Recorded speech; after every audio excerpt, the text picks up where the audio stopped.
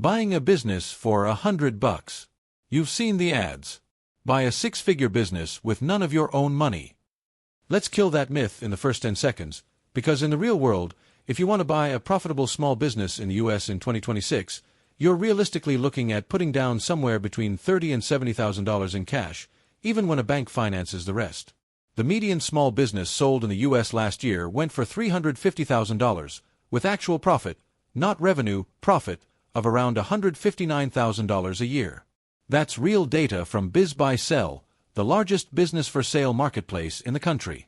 So is buying a business actually more affordable than starting one from scratch? In a lot of cases, yes. But it's not the shortcut YouTube thumbnails make it look like. Let's break down the real numbers. This video is for people who have some capital saved, decent credit, and want to skip the figuring out if anyone wants my product phase by buying something that already has customers and cash flow.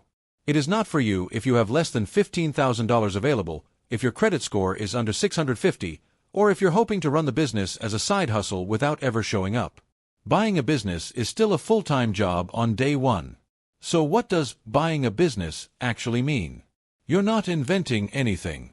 You're purchasing an existing operating company, its equipment, its customer list, sometimes its lease, sometimes its brand name, from an owner who's retiring, burned out, or moving on. You make money the same way the previous owner did. The business keeps generating revenue, you keep the profit after covering expenses and any loan payments.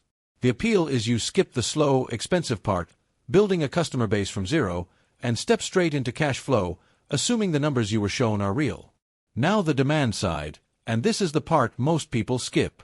Roughly 9,600 small businesses changed hands in the U.S. in 2025 through tracked marketplaces alone, and that's just the reported deals, not private sales through brokers. Total value of those deals was almost $8 billion. Here's the trend driving this. Millions of baby boomer business owners are retiring over the next decade, a wave the industry literally calls the silver tsunami. Many of them have no succession plan and no kids who want the business. That's a massive supply of profitable, unglamorous businesses, laundromats, HVAC companies, auto repair shops, small manufacturers, hitting the market whether the economy is hot or not.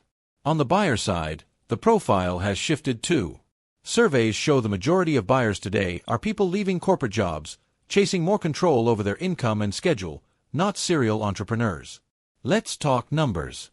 Here's a realistic minimum investment breakdown for buying a small, owner-operated service business. Think a cleaning company, a landscaping business, or a small retail shop, priced around $200,000 to $350,000, which is the actual U.S. median. Cost category low, estimate realistic, estimate down payment / equity injection, 10% of price, $20, $000, $35, $000 business valuation and due diligence, accountant, quality of earnings check, $2, $500, $6, $000 legal fees, purchase agreement, contracts, lease assignment, $3, $000, $8, $000 SBA loan closing costs and fees, $2, $000, $5, $000 working capital cushion, first 60 to 90 days, $8, $000, $15, $000 licensing / permit transfers, $500, $2, $000 website and basic CRM setup, if the business lacks one, $800, $2, $500 marketing relaunch, signage, local ads. Google Business Update, $1, $000, $3, $000 miscellaneous / contingency, $1, $500, $3, $500 total minimum cash needed, $39, $300, $80, $000. Notice this table doesn't include the full purchase price. That's the point of financing. Under current SBA 7(a) rules, a change of ownership loan generally requires a minimum 10% equity injection from the buyer, with the bank financing the rest, often over 10 years. That's why your actual out-of-pocket cash need is a fraction of the sale price, not the whole thing. Here's where that cash actually goes. The down payment is non-negotiable. It's your proof to the lender and the seller that you're serious and financially exposed if things go wrong. Due diligence money pays an accountant to verify the seller's numbers are real, because a shocking number of profitable listings have inflated or cash-based revenue that won't survive a bank scrutiny. Legal fees cover a lawyer drafting or reviewing the purchase agreement.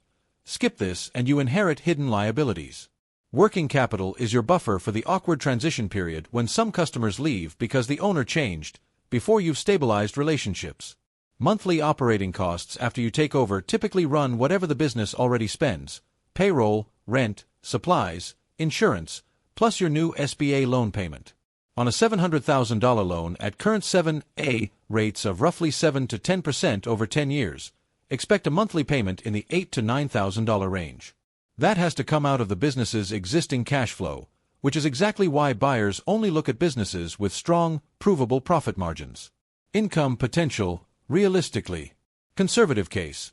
You buy a business earning around $100,000 a year in seller's discretionary earnings, your loan payment eats most of that in year one, and you personally take home $30,000 to $40,000 while you stabilize things. Realistic case. On a business with $150,000 to $170,000 in annual cash flow, the current national median, after loan payments you're clearing $60,000 to $80,000 a year to yourself. Optimistic case. You buy well, keep the existing team, grow revenue 10 to 15%, and within 2 to 3 years you're clearing over $100,000 annually.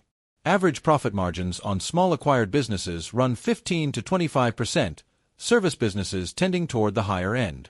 Break-even isn't really about recovering your investment the way it is with a startup. You already own an income-producing asset from day one. The more useful number is, how long until your equity injection has effectively paid for itself in distributions? For a well-run deal, that's typically 12 to 24 months. Now, the mistakes. Number 1. Buying based on revenue instead of profit. A business doing $1 million in sales with thin 5% margins is a worse buy than one doing $300,000 at 25% margins. Number 2. Skipping a proper quality of earnings review because the seller seems honest. Number 3. Underestimating the working capital gap in the first 90 days. Number 4. Assuming the business's customers are loyal to the business, when really they're loyal to the previous owner personally. Where's the opportunity? Most buyers chase glamorous industries, coffee shops, boutique retail, and ignore boring, essential service businesses: HVAC, plumbing, commercial cleaning, pest control. Boring wins here. These sectors show consistent buyer demand and stronger margins because they're recession-resistant and hard to disrupt with an app. Your differentiation as a new owner isn't reinventing the business, it's professionalizing it. Most small acquired businesses have zero digital presence, no CRM, no online booking, no review strategy. That gap alone is where you create value fast. Step by step. First, get pre-qualified with an SBA lender so you know your real budget. Second, search listings on marketplaces like BizBuySell and connect with local business brokers. Most deals never even get listed publicly. Third, sign an NDA and request 3 years of financial statements and tax returns. Fourth, hire a CPA to run due diligence on those numbers, not the broker's summary. Fifth, negotiate price and terms, ideally with some seller financing to reduce your cash need further. Sixth, close with a business attorney handling the purchase agreement. Seventh, plan a 90-day transition where the seller stays on to hand off relationships.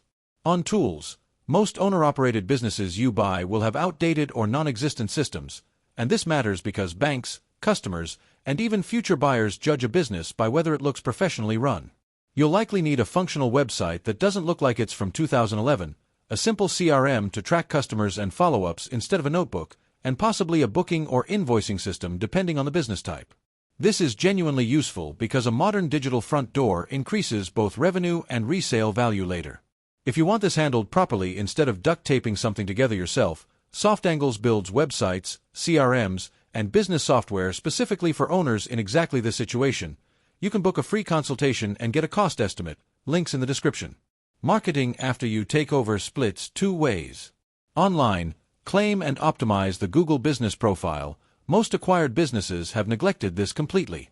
Offline, keep every existing customer touchpoint the previous owner had, mailers, referral programs, local sponsorships. Don't cut what's already working just because it's not digital. On a low budget, spend your first marketing dollars on retention, not acquisition. Keeping existing customers is far cheaper than finding new ones. To scale later, reinvest profit into a second location or acquire a competitor using the same playbook. Challenges are real.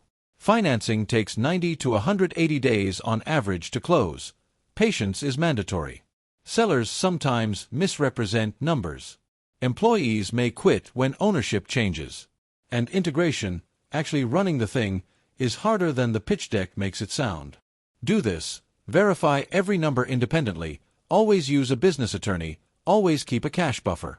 Don't do this. Don't buy a business you don't understand operationally. Don't skip the quality of earnings check to save a few $1,000s. And don't assume seller projections about huge growth potential are guaranteed. Final verdict. Buying a business is genuinely one of the more realistic paths to profitable ownership in the U.S. right now, especially with SBA financing keeping cash requirements lower than most people assume. It's worth it if you have decent credit, some capital, and you're willing to operate a real business, not just own a certificate. It's not worth it if you're looking for a passive investment or you can't stomach a bank loan tied to your personal guarantee. If this kind of breakdown is useful, subscribe. We do this for a new business model every week with real numbers, not hype. And if you're at the stage where you need a website, CRM, or business system built properly before or after you buy, book a free consultation with SoftAngles using the link in the description.